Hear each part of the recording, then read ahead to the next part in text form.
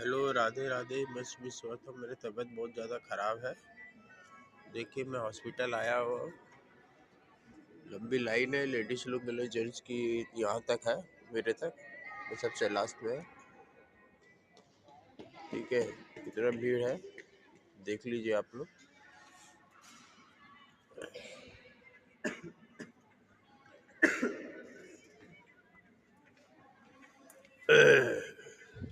बहुत ज़्यादा भीड़ है यार, मेरे तक है लाइन।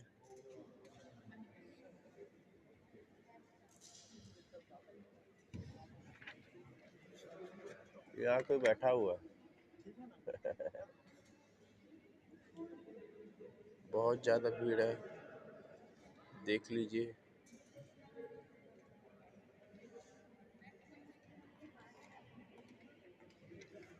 दवा लिख के दिया है ये। हाँ,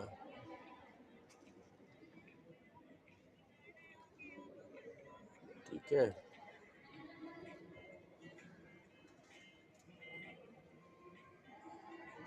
चलिए, रखते हैं।